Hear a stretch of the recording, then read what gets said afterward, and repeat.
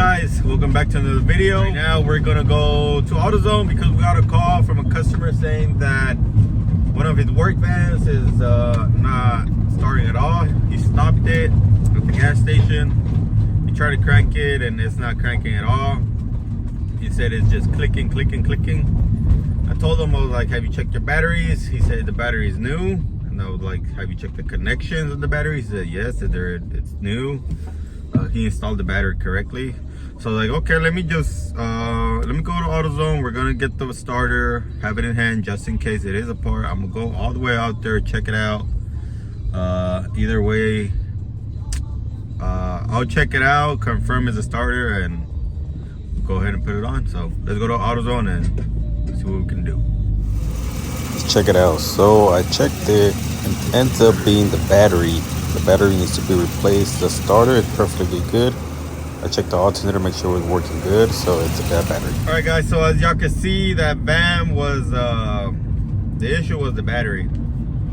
I had already bought the part, I had it right here. But, I mean, it was the battery. I checked it, make sure the starter was working, make sure the alternator was working.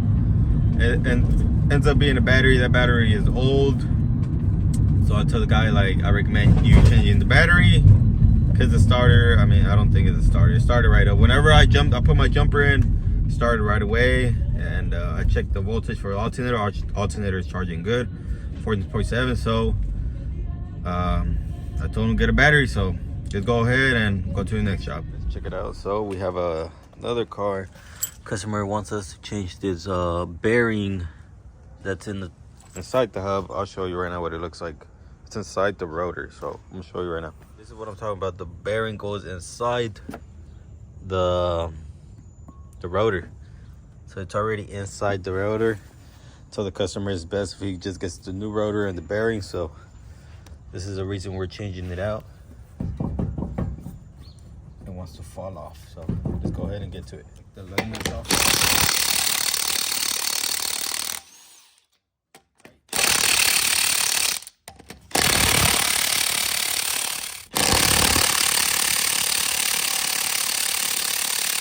Okay, so the lug nuts were so hard, we have to grab the breaker bar. So now we're loosening. We go ahead and loosen this up.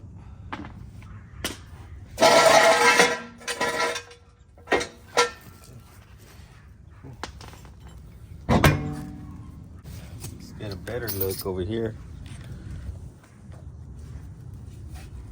Right there, we're going to take both of these bolts out the way so that we can remove the rotor. Grab your 18.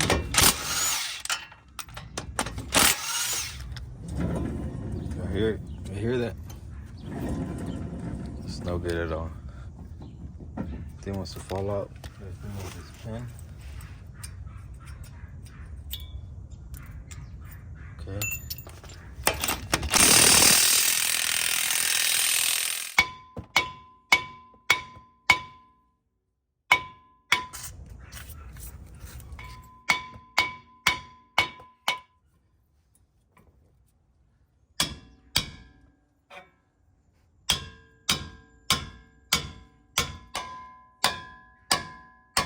Alright guys, so after some wiggling and fighting, we finally got that bearing with the whole rotor out, but half of it stayed in here, so we gotta remove this thing somehow.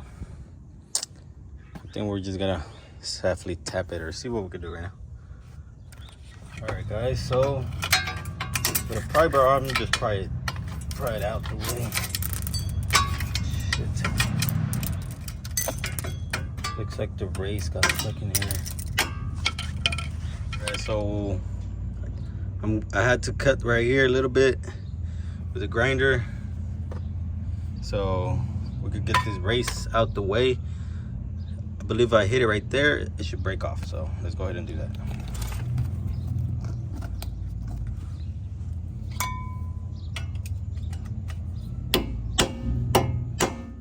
Here, we're gonna go ahead and start taking this race out the way. There you go. I hate these braces. They're so annoying. There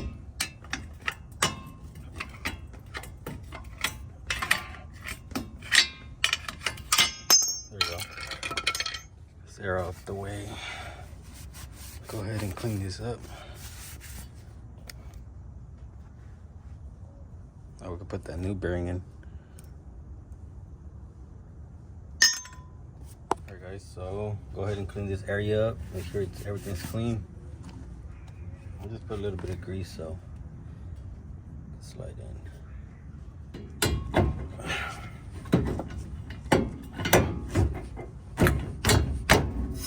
There you go. It's in. Going in smooth. Just gotta put the caliper back in, put the new nut in, and go ahead and torque everything down, and should be ready to go. Let's go ahead and do that. Check it out. We are done here. Put the caliper in, put the nut in, torque it down.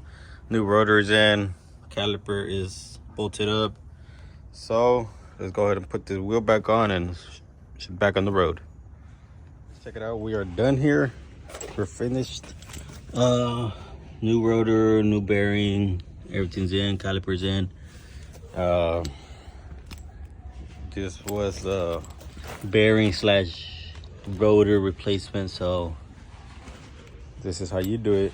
It's pretty easy if you got the right tools. Let's go ahead and go to the next job because we got 2 more to finish today.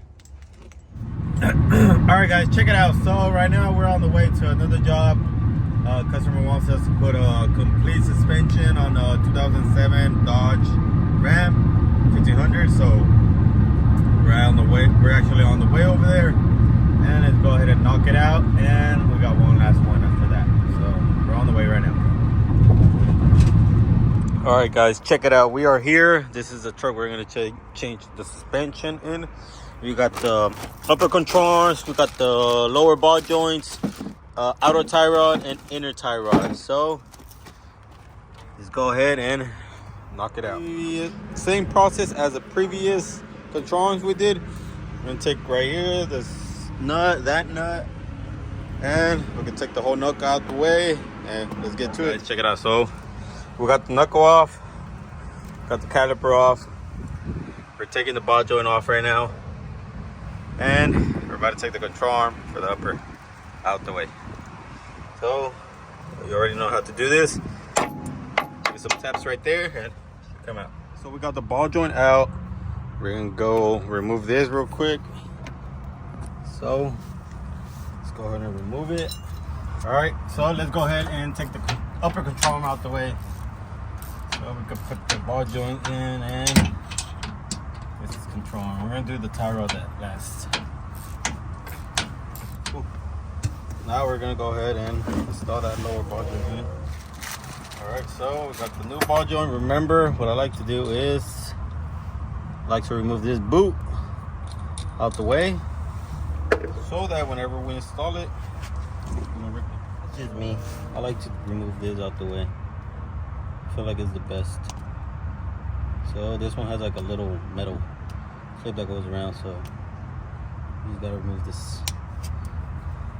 Go ahead and give it some taps, just some small taps so that it holds right there. You don't want to mess up that thread. Now we got the setup ready. We're about to install this ball joint, so let's get to it. Got the new ball joint in. We're about to install the upper control arm right now, and install that knuckle, and I'm gonna take this out the way. Came out.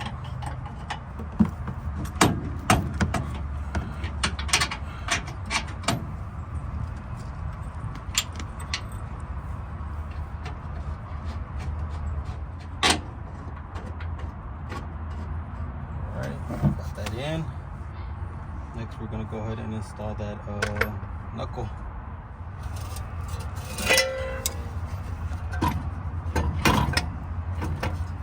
Okay, we got the knuckle in. Let's put the washer and the nut.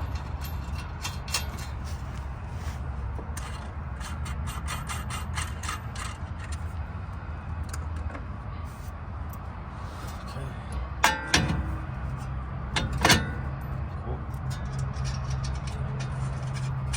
we go. Just gonna torque everything down. Remember, torque especially these whenever it's at the ground. We're gonna torque this one down and the bottom nut in right now. Torque the bottom nut right there. All right, and put the caliper back in. Take this tie rod out the way. What I did is I grabbed my wrench and I went go ahead and twist this off right there. Twist it off. Now that it's twisted off, we'll go ahead and spin it out and remove both of the tie rods at the same time. So everything is in: control arm, inner tie rod, outer tie rod, lower ball joint. Everything looks good.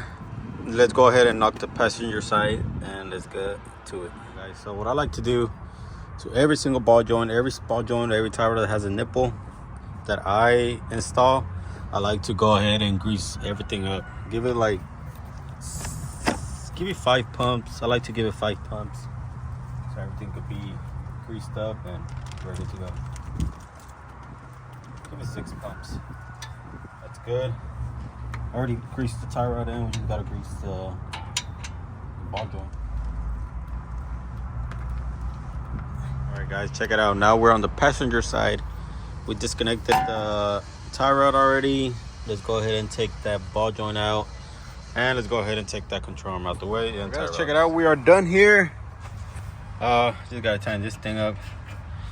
Control arm, inner tie rod, outer, and the lower ball joints. We just installed these last week. Shocks are also new. We're gonna tighten those up right now on the top once the truck is on the ground. So there you go, guys. We are done here.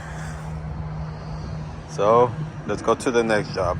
Check it out. We are underneath the same truck. Customer wanted us to check this drive shaft because he said he was hearing some ticking or whatever. What I noticed is the U-joints are completely bad. Check it out right there. It's missing part of it. So we're gonna tell him that he needs U-joints. We're gonna play this one, and I'm gonna recommend changing the one in the back also. So let's go ahead and tell him, and we could schedule that for a different day. But for the front, we're already done with that, so we're done. All right, guys. So check it out. We have a 2013 Chevy Express. Customer saying that turn signals and rear brake lights are not working. I went to go ahead and check all the fuses right here on the fuse box that's located by the engine bay. I checked for codes. There's no codes. The turn signal is blinking very fast. So I really don't know what is going on here.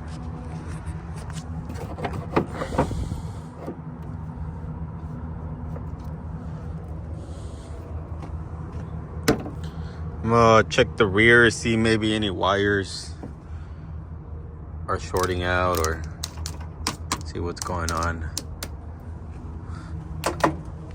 So let's check it out, guys. So check it out. After checking the fuses, checking the wiring, the little cables that go over here to the main connector of this right here. After checking this, it gets power. I went to AutoZone and got new bulbs, the best of the best.